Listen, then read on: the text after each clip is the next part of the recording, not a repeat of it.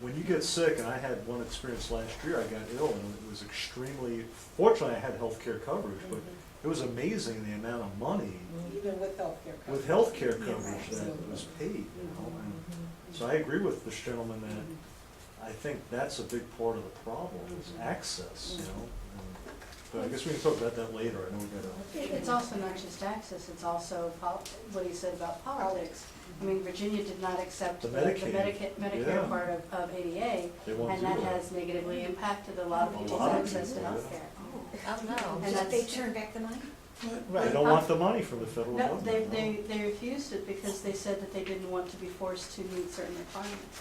Yeah. So That's that political impacts, right there, yeah. that's why states that did not accept that, everybody in that state pays progressively more for insurance because it's impacts health insurance overall. Well, there's something right there you can lobby your legislators about. Yeah. I would figuring where you live to a nuclear power station. Excuse me? Figuring where you live to a nuclear power station. Nuclear power is not clean, it's not green, it's constantly emitting emissions all the time. It's not, they say it's safe and clean, it's emitting stuff. How, the cancer rates of finding out around nuclear power stations are high, higher than normal. Right, and they certainly are evaluating that. We have cancer, chronic, in the chronic disease area.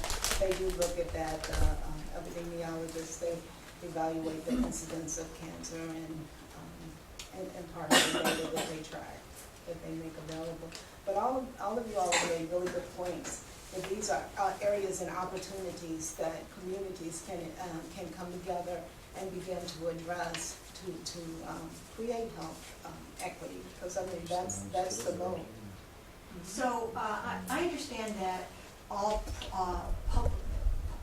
public hospitals have to do a community benefits analysis, right? And that's true nationwide, I believe. Is it public or private? I can't remember. It must be public. Nonprofit. Nonprofit, there we are. And so the community benefits analysis could use the health opportunity index to target particular neighborhoods and then analyze these things to see what the community needs, right? Is that what the Department of Health is doing? There's been great use with the health opportunity index with, on the local level.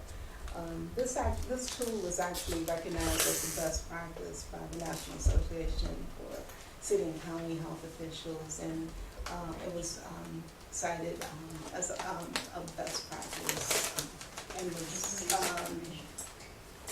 presented at the Public Health Association because it has that use, because you can look at all those variables on that wheel, and you look at life expectancy, and you add you layer that with the different variables. You can look and say, okay, education is really a factor that's impacting this community, so we can actually use this tool to decide that this is an area that we need to engage community around, and we need improvement.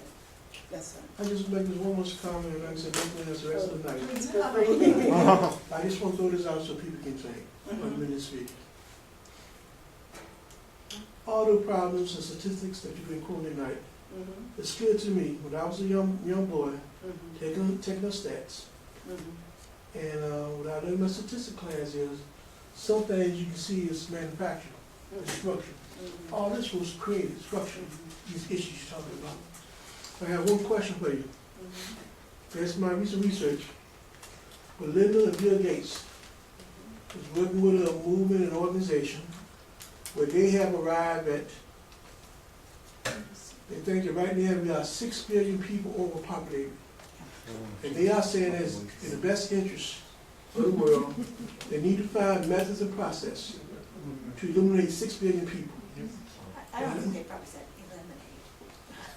Well, let me say We gotta that get back on the population, reduce the to population. eliminate 6 What's the billion people. population now? Now, I'm saying to you, how does this fit into this concept of health inequality? If we are arguing about we need to have less people versus creating a society where the people that we do have, make sure they're more healthy and can live longer. There are certain segments within our community seeing this as a problem of living and be more healthy. It's not to their interest, it's not proper. So how do you speak to these kind of philosophies and positions? the thing that I can speak to you is from the Virginia Department of Health point of view. Our point of view is in advancing health equity, promoting the health and well-being of all the citizens in the Commonwealth. You know, our commissioner has a goal of making Virginia the healthiest state in the nation, and that's where our activities are geared toward. You know, we recognize and work with communities to address health inequities, and we recognize that there are structural and institutional policies and practices that create the problems of health inequities. But that's why we do events like this to help people to realize that you're power and coming together to be able to address some of the inequities. And I also think that's kind of a false argument that we have to reduce the population. I do think population is part of the problem, but I think also it's a matter of using resources, and when you use more than your fair share of resources, that causes a problem. So if people were more efficient, more conscious of their consumption, the population would not be as big of an issue. So basically saying we need to reduce the population is starting on the foundation of we don't need to change any of our habits, how we do things is just fine. And I don't think that's necessarily the case. That's a good point. Yeah, could respond to that, but I know you dominated me, but I need to explain his response. And that doesn't go equally across all populations. His response to your position, I hear you. Okay. So, just to follow up with that, just our thinking process, these are the areas that we feel like these are ways that we can address health equities. We feel like our tool, the Health Opportunity Index, is a good tool that if it's studied in its entirety, you can understand communities that are doing well despite some of the the adverse social determinants of health. And I feel like that communities certainly can learn from those communities. We also feel like the use of Health Opportunity Index or tools like Natural Causes is Inequality Making Us Sick, that video series on PBS. Are you all familiar with that? It's a video series that aired a few years ago, and it really gets people to thinking of health more broadly, gets people thinking that of what they can do and other players to bring to the table about health. So looking at tools such as that and bringing people together, understanding that where a person lives really impacts their health and their opportunities to be healthy. So you're saying that's a film?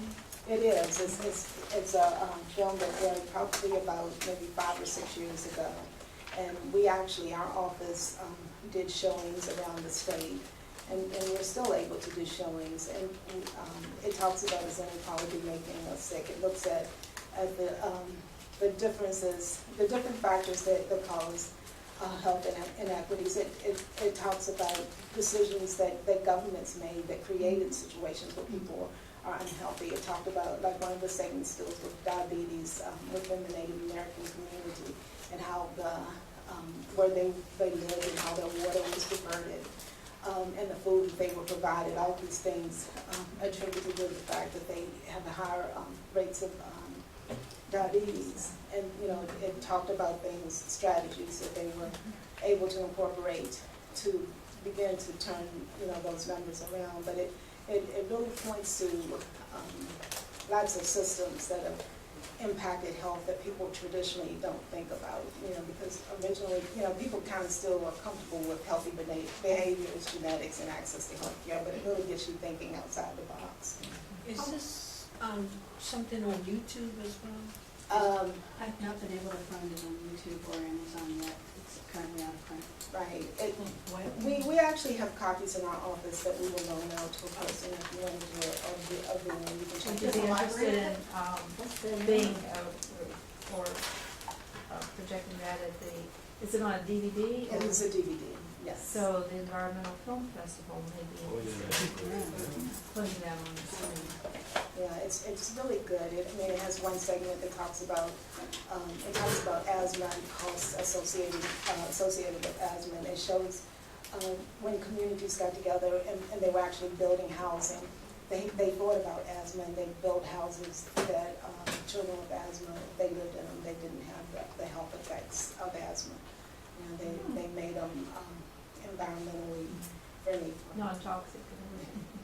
Yeah, so, and it also, they did an episode that talked about racism, it talked about how, the impact of racism over time impacts health. So it's a very good series, and it has, there's one segment that we kind of use if a group doesn't have a lot of time. They kind of pulls it all together, and it's the one that really deals with place matters. It talks about the criminal system and immigrant population. It pulls all of that together, understanding. What's the length of the entire? I think it was 6 hours. Oh my goodness. But it's just, well, it's 6 segments that are like a half an hour and then 1 hour. So yeah, it's not 6 hours. But it's one. 3 hours at least. Yeah, but I mean, most people don't show it in its entirety. They'll do the introduction and then they'll show a segment. It's a natural quality of quality making music. It is on YouTube in parts. Okay. So yeah, you can kind of get a sense of what it offers. And they have a website that you can get clips from as well. And they I mean, it's been used in schools to work with young people. They've, taken different parts and done different projects with it. So it's really a good tool that's been really useful. I've worked with the film festival, so I'm interested in that. Okay. Thank you. And our Fairfax Health Department has used that video a whole lot in bringing community leaders together, really getting them to understand health from a broader perspective. And they actually were, because they understood the whole impact of health, they looked at creating a health impact assessment, because a health impact assessment involves a lot of stakeholders from various fields, and so they were open to that whole process because they used unnatural causes as a way to introducing them to looking at health more broadly. I wanted to ask you, when is the Environmental Film Festival? The 6th Environmental Film Festival will be held February 1st through the 7th, 2016. Is it in Richmond? It's in the Richmond area, different locations. I think Chesterfield's coming in this year. The city has a presentation, I think, on the 1st. We end up at the Bird Theater.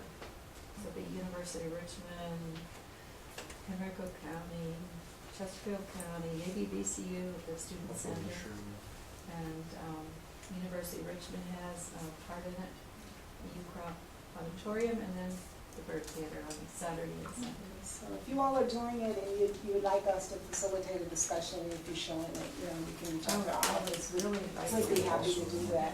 I've kind of gone over my time, so let me finish up real quick. So just as the mission of the NAACP Health Committee is about collaboration, we see collaboration across all sectors as a way of promoting health equity. Identifying the partnerships, volunteer opportunities, civic engagement. Those are all ways that we can work together to eliminate health inequities. It's important for us to understand our power to be able to address policies regarding health inequities. We really need to be able to fully understand social determinants of health and be able to promote policies that advocate for health equity.